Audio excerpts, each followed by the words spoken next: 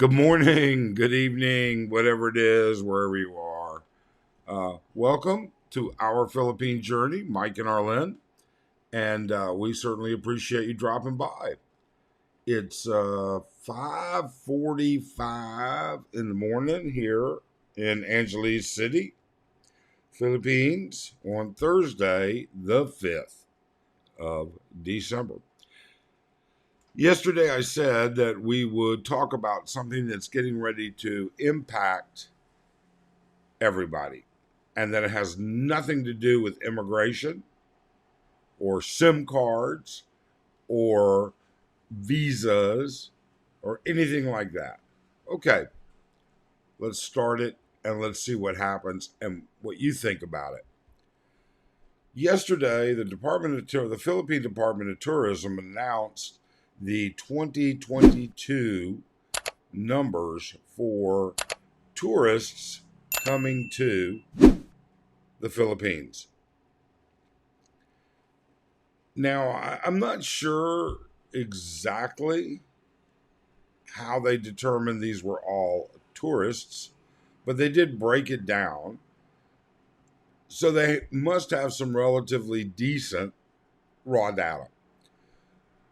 That being the point, it doesn't really matter. What really matters is it's the number of foreign passport holders coming in, of which the U.S. is number one. The U.S. is number one.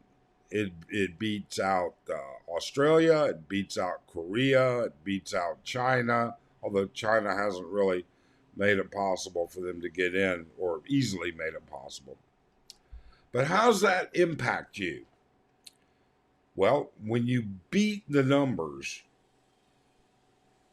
significantly, and when I don't mean a couple 100,000, we're talking about 1 million people.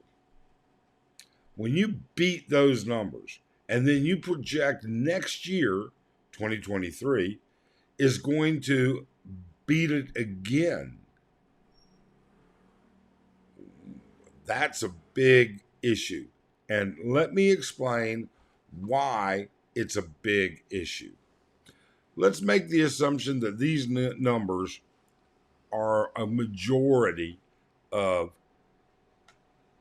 tourists. Okay?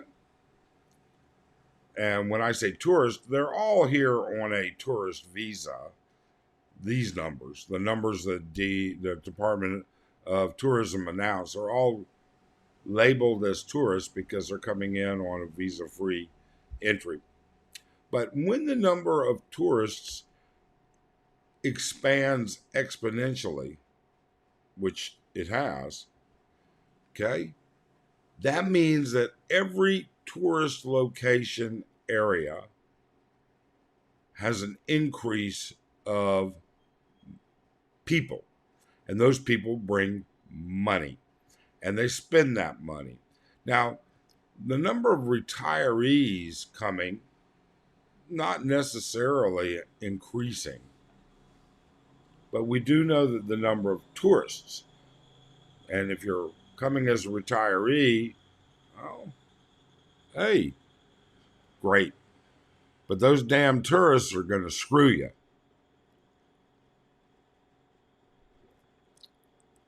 Here's why.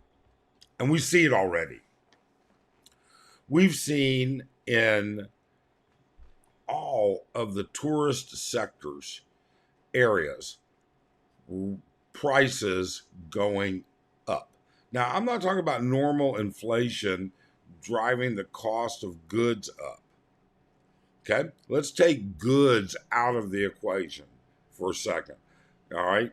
Let's take onions and rice and everything else because that's consumed by everybody. Let's take that out of the equation. Instead, let's just put this in the equation.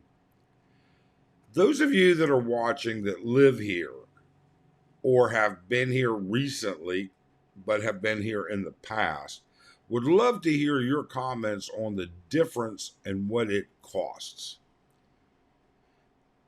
And we know We know what the prices have done here in Angeles City. And we know what the prices have done in BGC and in Manila. Not that I would consider either one of those big tourist spots, actually. Although for Asian visitors, it seems like they all want to at least pass through there. We've seen the cost of hotel rentals in Boracay go up. We've seen the price of local inter island airfare go up, and we've seen the price of accommodations in Cebu and Dumaguete go up. So, getting back to what I was saying though, as the number of tourists rise, as the number of dollars from these tourists come in, as the economy is still trying to recover and everybody's trying to make that extra dollar, and then the normal inflationary rate hits, your visit, whether it's to live here, visit here, vacation here, or retire here, is going up. Up more than it was, considerably more than 3 years ago. So if you're a subscriber, even if you're not a subscriber, but you have experienced firsthand this, we would love to hear what your thoughts are about what you paid for last time and what you pay for this time, and was it relatively the same? Or was there a relative difference? Why is it going to continue to kill you? Well, not kill you, but why is it going to continue to impact retirees that are here? Why is it going to continue to impact those people that are coming? Well, I hate to say it, but it's the insatiable greed of people wanting to enjoy themselves. And there is nothing you can do about that. And quite frankly, I don't see a problem with it. I mean, if you've worked hard and you want to enjoy yourself, you should be entitled to. I can guarantee you, most Americans are not going to be swayed that their 1 month vacation in the Philippines is going to cost them an extra $1,000 this year over last year. Americans are great at whipping out that credit card and saying, it's okay, I'll just make my payments and be done with it. So these things are going to affect you considerably. If indeed the projections from the Department of Tourism are real, and sometimes there's question about that, but can't question data, so the historic is what it is. But if those prove out to be true, that's going to drive the cost of living from tourism, even more. And that's going to make desirable living conditions or desirable accommodations go up. And we've seen that happen. What we've also seen, now here's another part that's really unique. What we have seen is plenty of mid-level and even what I would consider lower level accommodations becoming more popular.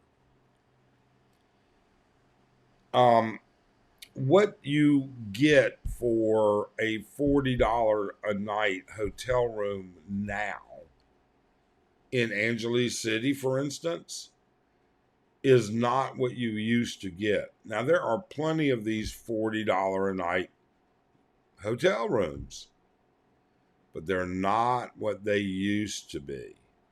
Okay? $40 a night used to buy you a really nice room in a really nice situation. I'm not saying they don't exist. I'm not saying that that does not exist, because it does. But what I am saying is that are not what it used to be. And nothing is what it's used to be. I know that. Okay? But how's it going to impact you? The price of electricity. If you take the normal inflation across the board on the number of items, I think there are, well, the Philippines has 11 items that it tracks. Okay. In the U.S., they have a larger number. I want to say it's something in the range of like 25 or 35 items that they track. And that's how they judge inflation by those items. You know, gasoline, bread, milk, electricity. You know, so either way, as more tourist dollars come in, it becomes less affordable for normal Filipinos. That's not really a good thing. We don't want, the last thing you want is to create a environment where you're looked at as the root cause of somebody else's misery. Yeah, that's going to happen. If we continue to blow out these tourism dollars and tourism numbers, we're going to start pricing people out of a standard of living in a negative way. And that's not good. That's just not good. It's inevitable. It's a fact of life. There's nothing you can do about it. Okay? But what you're going to start to see is places like Dumaguete, Cebu, Angeles City, anywhere. You're going to see the cost of living going higher and higher and higher. So if you're planning on coming to the Philippines, get your butt here now. All right? Make your plans, pull that trigger, and come on over. And number one, it's a beautiful time of year to get here. All right? And number two, we don't know what the future holds. We'd love to hear your comments. We really appreciate it. If you haven't subscribed, please do. And Arlen and I are still working on a video that we think you're going to find not just informative, but even a little bit entertaining. I'm hoping to have it done today. So we'll see. Safe travels wherever you are. I hope you're doing well. And thanks for watching. Bye.